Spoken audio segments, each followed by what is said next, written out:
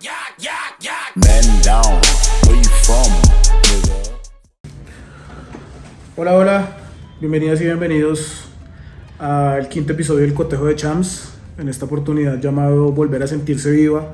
Es una columna que está dividida en tres partes, por lo tanto va a estar dividida en tres episodios, uno por semana, como lo venimos manejando en el Cotejo de Champs. Una historia de esas muchas que seguramente han vivido muchas mujeres en un país tan influenciado por la violencia y por la cultura y el pensamiento narco como Colombia, que espero deje también un atisbo de reflexión sobre cómo tus decisiones sentimentales y afectivas afectan y pueden afectar tu entorno familiar y tu vida personal más cercana. Una historia que tuve la oportunidad de conocer de cerca.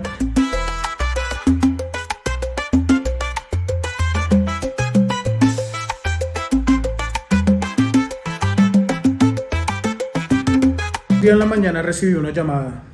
Yo estaba en Cartagena, era una amiga, Lorena, con la cual no hablaba hace ya varios meses. Vivíamos relativamente cerca ambos cuando nos conocimos aquí en Bogotá. Supimos el uno del otro gracias a Instagram. Recuerdo haberla visto bailando elocuentemente en videos que se hicieron mínimamente virales. Seguramente también influyó su cuerpo prominente de mujer caleña, su coqueteo y esa sonrisa que abrazaba complacientemente la salsa de alcoba que sonaba de fondo. Claramente Lorena no es un nombre real. Voy a cubrir su identidad, no alcanza a comprender si por miedo a que ella se identifique con esta columna o realmente por encubrir una historia de película que no quería contar, pero que sin duda alguna merece ser conocida para evitar que se repita, o simplemente porque es un intento indómito que me ha dado la gana de hacer. Después de habernos visto ese día lluvioso en medio de cervezas, conversaciones de vida y mucha salsa de alcoba, en la sala de su apartamento fluyó una sensación de amistad inocua. Y sí, porque realmente era la primera vez que nos veíamos e iba a ser la única en mucho tiempo. Ese día nos despedimos prometiéndonos vernos más tarde, cosa que nunca pasó por la lluvia intempestiva e inesperada de algunas noches como esas en Bogotá. En esa llamada, casi 7 meses después de habernos conocido, ella me hizo un resumen de lo que le había pasado. Empezó recalcando que había desactivado las redes sociales, que se había esfumado, y yo, con la buena o mala maña de periodista de academia, pero no de vida, que siempre tengo, lo primero que hice fue preguntarle, ¿dónde te habías metido? Todo ello con el desinterés característico de una mañana extremadamente calurosa en Cartagena, recién acomodando mi cerebro al despertar, como casi siempre me ocurría. Lorena tomó una de las peores decisiones de su vida. Esa noche que nos vimos me había contado que había un tipo que la estaba cortejando. Le parecía raro, dicho en sus propias palabras, pues le enviaba regalos súper costosos, consignaciones de mucho dinero que no entendía, ya que no se habían visto nunca en persona porque él vivía en Cali y ella llevaba ya muchos años viviendo en un municipio cerca a Bogotá llamado Madrid con su hijo. Le señalé en ese momento en medio de risas que tuviera cuidado con ese tipo de hombres y el resto se perdió como casi todas las últimas experiencias efímeras de mi vida en el limbo del olvido. Camila era una de las mejores amigas de infancia de Lorena. Camila era una mujer extrovertida, rebelde, jocosa, fluía en la vida como un torpedo, adicta a la adrenalina y en general a vivir situaciones de peligro con personas en constante peligro. Y digo era porque recientemente supe que falleció en su ley. Estaba en el lugar equivocado, con las personas equivocadas como casi siempre, aunque esa vez las consecuencias sí terminaron siendo trascendentales. En una de esas noches intensas a las que estaba acostumbrada Camila en esa época de mucha salsa, mucho licor y mucho baile, uno de esos amigos peligrosos que tanto morbo y tanto placer le daba tener cerca, vio de reojo su celular y ahí se encontró con la figura sonriente de Lorena bailando salsa con otra persona en un video. Instintivamente él le preguntó sobre ella. Camila evadió la pregunta y se puso a bailar. Sonaba una canción de Tirso Duarte.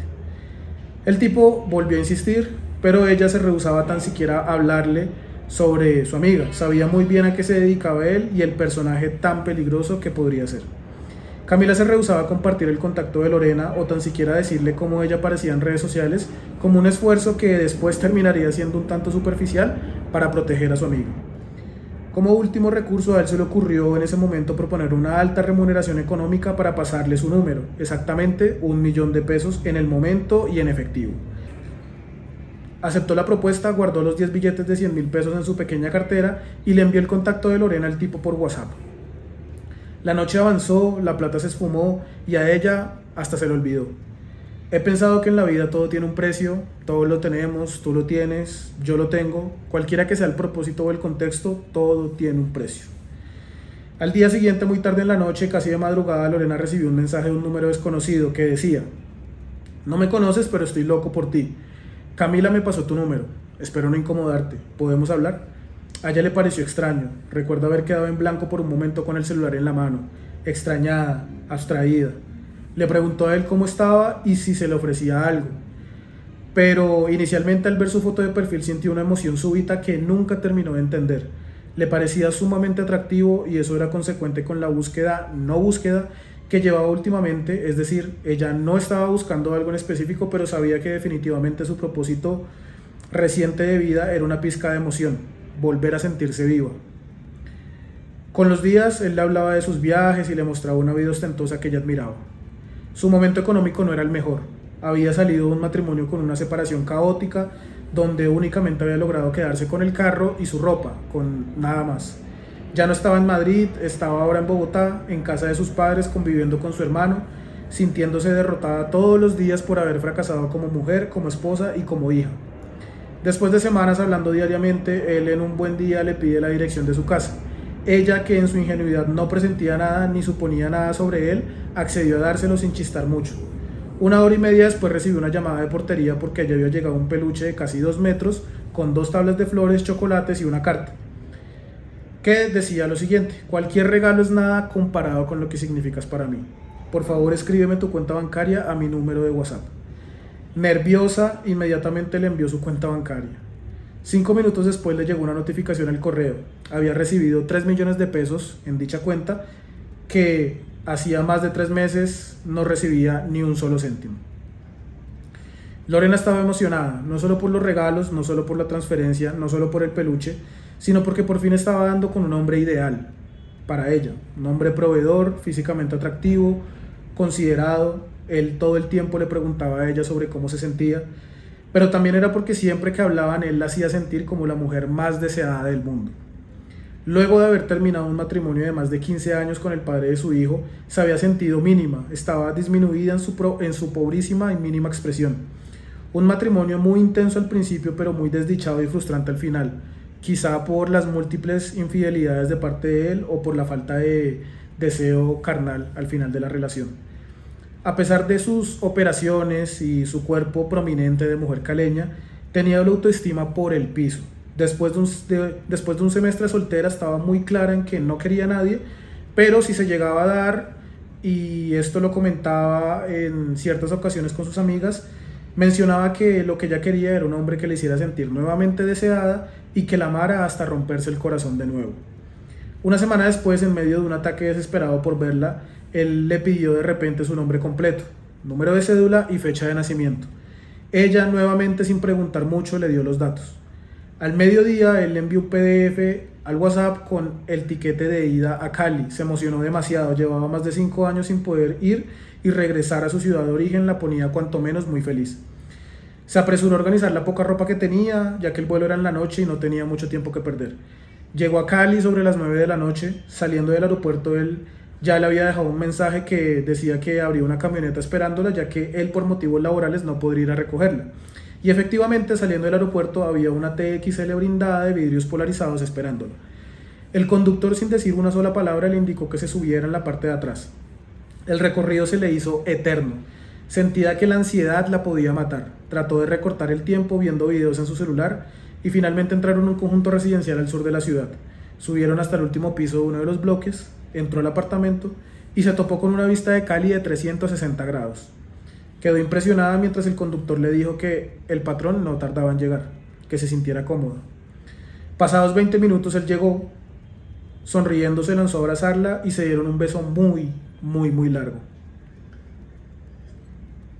Ella estaba impresionada. Era un hombre de al menos 1,78 de estatura, de contextura gruesa, tez blanca, brazos tatuados, dientes de diseño blanquísimos y un olor que se le antojó exquisito.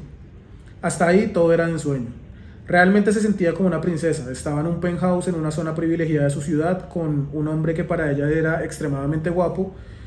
Y así fue pasando el tiempo. Entre semana oscilaban entre regalos costosos, salidas a restaurantes lujosos y momentos sexuales violentamente placenteros, mientras que los fines de semana eran más bien de descanso en el lago Calima o de días donde la noche caleña los abrazaba en medio del baile, los tragos, la salsa de siempre y el viento acogedor que ella tanto amaba de alguna calle del pecado del bulevar o algún callejón oscuro de la ermita. Sí, Lorena por fin se había vuelto a sentir viva. Pasaron 3 meses hasta que después del sueño, como en todos los sueños y como en todas las seguidillas de sueños, llegaron las pesadillas. Dice una canción que cuando más oscurece es porque va a amanecer, en este caso cuando más alumbra el sol es porque ya la luna con su oscuridad está acechando. Una noche de juerga en la sala de su apartamento donde habían decidido convocar amigas y amigos para escuchar salsa, tomarse trago y disfrutar de las ciudades de arriba, un plan que constantemente solían hacer. En medio de la noche y ya avanzada la madrugada, de un momento a otro a él le entra un arranque eufórico, sale corriendo para su habitación y regresa a la sala con un revólver en la mano. Ella se levanta del sofá y le pregunta, también eufórica y en medio de la confusión, que si se estaba volviendo loco y que qué hacía con eso en la mano. Él, sin mediar palabras, sale al balcón, da 3 disparos al aire y emocionado le dice a sus amigos que en realidad eran sus trabajadores, que era hora de salir a divertirse un rato. Ella, anonadada, le pregunta que para dónde va, mientras él rápidamente le responde que irían un rato a la calle a divertirse. Al regresar, él le confiesa que ellos de vez en cuando salían de madrugada a acabar con la vida de algunos habitantes de calle con una tranquilidad que a ella le pareció simplemente aterradora. Volvió a salir mientras Lorena quedaba en shock, se tumbó en el sofá. Esa noche no durmió, él regresó cuando se estaba poniendo el sol, ya sin la euforia de la madrugada, pero sí con una cara de satisfacción suprema. La misma cara que ella le veía a él cada vez que terminaban de hacer apasionadamente el amor. Yo estaba atento escuchándole con muchas preguntas en la punta de la lengua, pero con la intención clara de entenderla en primer lugar. Ese príncipe soñado se había derrumbado como un castillo de naipes, en un solo pensamiento y en cuestión de minutos. Como les había contado en la introducción, esta es la primera parte de una historia que tendrá 3 entregas porque es muy compleja y porque estoy tratando de compartir con ustedes la síntesis de una llamada que duró aproximadamente 45 minutos, con 2 encuentros de por medio y con la vida de Lorena pendiendo de un hilo, con mi integridad involucrada en un momento dado por un efímero encuentro que tuvimos los 3 en una noche de feria en Cali, y con ese hilo en la que pende la vida de Lorena más bien manchado de sangre que extrañamente a ella le causaba un placer culposo que la estaba volviendo loca, pero que amaba con todas las fuerzas de su corazón.